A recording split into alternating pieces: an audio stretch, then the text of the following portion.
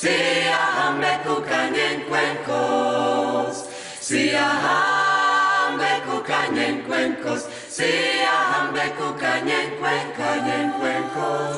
Siahamba, hamba siahamba. Hamba siahambe kukanyen cuencos. Siahamba, hamba siahamba. Hamba siahambe kukanyen cuencos. We are marching in the light of God. We are marching in the light of God.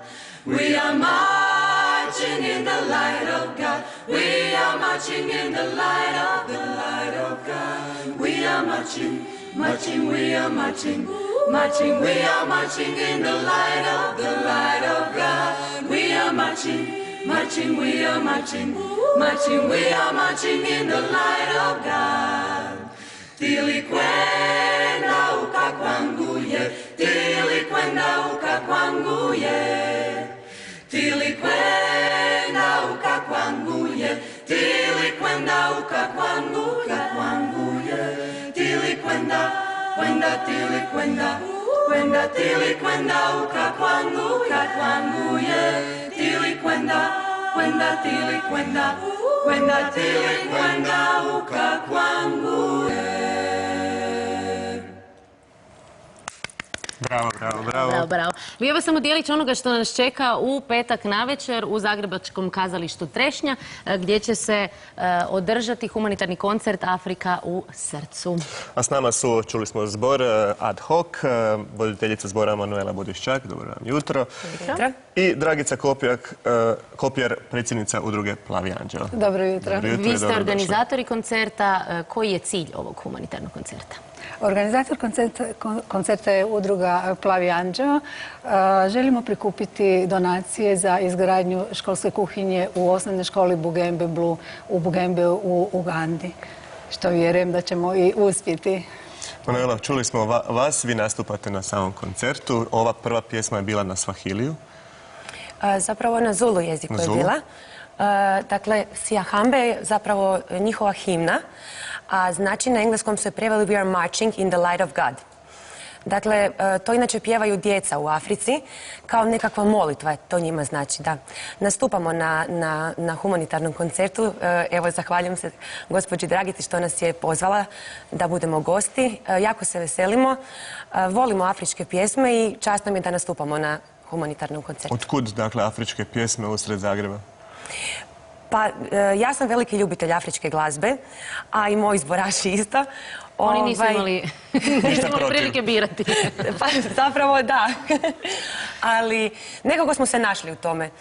Mislim da nema puno zborova koji pjevaju zapravo takvu vrstu glazbe, pa eto, to je zapravo bio neki izazov čak za nas. Osim zbora ad hoc, koga ćemo još čuti na koncertu? I još ćemo čuti harfisticu Doris Karamatić, plesat će plesna skupina Šeherezade, bit će dječji zbor Čarobni zvuci, tako da eto, bit će za svakoga ponešto, pa ovom prilikom želim pozvati i sve da dođu na naš koncert u kazalište Trešnja u petak 11.11. u 19.30. Ovo nije vaš prvi projekt, koliko dugo djelujete i što sve radite kako bi pomogli Africi?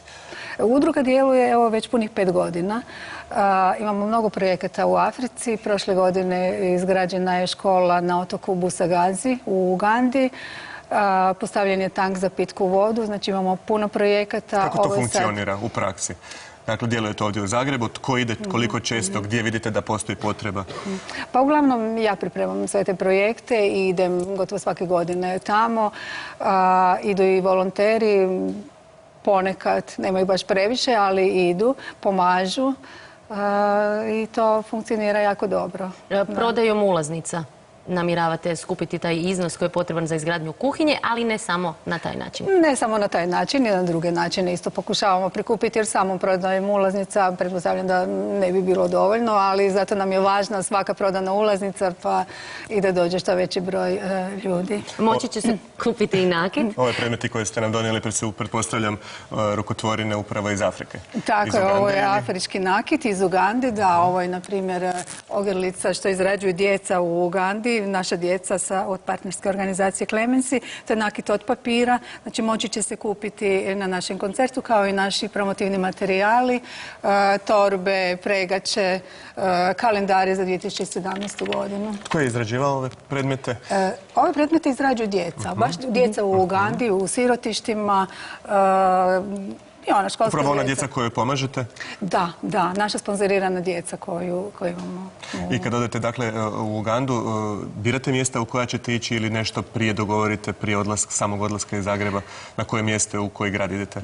Pa biram uvijek, znam točno gdje ću imati koji projekt, znači biram ona nekako najsiromašnija mjesta, najsiromašnija sela, to su uglavnom sela, gdje je potreba puno veća, tako isto i djecu za projekt sponzorstva, isto tako biram od najsiromašnijih, onu još siromašniju. Dakle, tamo je veliko siromaštvo, ali onda moramo uvijek izabrati one siromašnije od siromašnih. One kojima je najgore, koji najteže žive. Tako, kojima je najteže. Ja se stalno vraćam na to kako ljudi mogu pomoći, jer to je i razlog zašto organizirate cijelu priču. Dakle, osim dolaskom na koncert, kupovinom ovih predmeta, mogu li još nekako, ako nisu iz Zagreba, žele pomoći, ne mogu doći? Svi ostali koji žele pomoći i ne mogu doći na koncert jednostavno mogu uplatiti donaciju na naš žiro račun udruge koji je na našim stranicama, Facebook stranici i web stranici, tamo se može pronaći. I evo, zahvaljujem svima unaprijed na uplati donacije. Bilo kakva donacija, bilo kojem iznosu je dobrodošla. Najvažnije su škole. I ono što ste rekli, toliko su siromašni da im i nekakav oblik vode koji se napravi kao poput rezervara puno znači.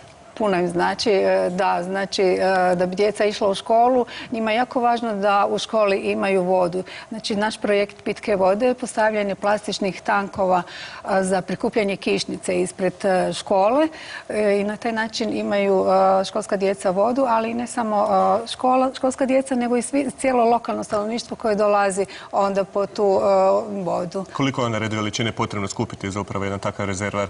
Nećemo govoriti o cijeni škole.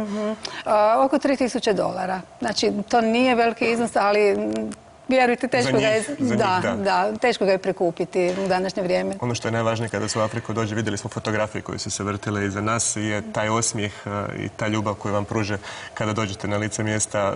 To je ono što nikad ne izostaje. Da, to je ono nešto prekrasno što uvijek vuče iznova i iznova mene, a pretpostavljam i sve ostale koji su jednom iskusili Afriku i općenito djecu i to siromaštvo i taj osmijeh koji je uvijek kod njih prisutan bez obzira na sve to siromaštvo i kako oni žive. Nadamo se da ćete uspjeti skupiti dovoljan iznos. Manuela, još malo o zboru ad hoc. Tu ste svi ili vam netko nedostaje? Evo, jedna članica nam nedostaje, ona inače teta u vrtiću, pa eto. Pozdravljamo ovom prigodu. Pozdrav, Mirela. A gdje vas se inače može čuti? Ovako, znači mi smo zapravo iz jednog malog mjesta Domagović. Djelujemo pod Centrom za kulturu Jastrebarsko. Dakle, gotovo svi članovi su iz Domagovića, isprepleteni smo braća i sestre unutra. Da, vidjeli smo, ima puno Borkovića ovdje. Da. Dignite ruku, Borkovići. Borkovići, dignite ruku. Cijelo selo. Dobro. Je. Dakle, djelujemo u Jastrebarskom najviše. Evo, baš imamo pripreme za naš koncert koji će se održati u Domu kulture u Jastrebarskom 22. i 24.11. Dakle, radimo svašta. Imamo taj afrički repertoar, imamo rock, radimo AC/DC, Toto, Eagles, se svašta pjevamo, eto. Sve to rade s guštom, dakle, niko ne profitira od toga što se tiče novčano. Dakle, svi to rade iz ljubavi i zato što im je to gušt. Ono što vas nismo pitali, od kud kod vas ta ljubav prema Africi i afričkoj pjesmi? Ja inače jako volim djecu.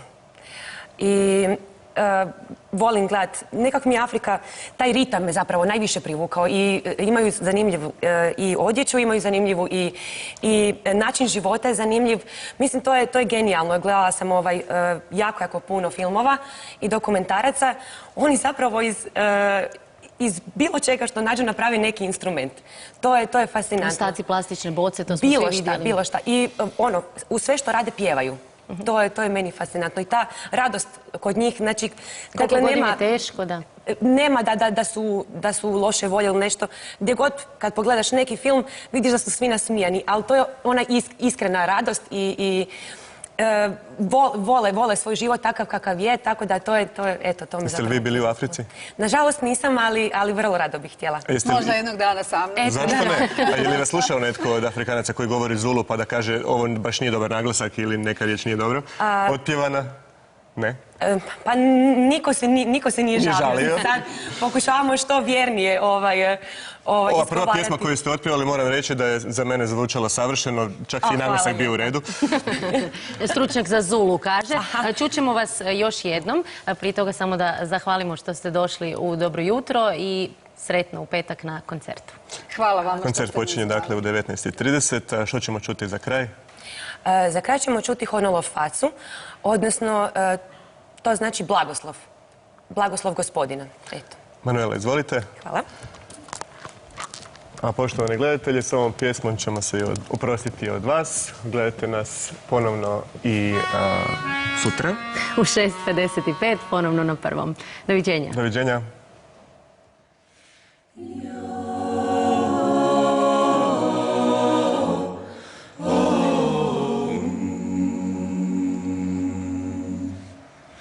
Yo oh oh oh oh oh oh oh yo oh oh oh oh oh oh yo oh oh oh oh oh oh yo oh oh oh oh oh oh yo oh oh yo oh oh yo oh yo oh yo oh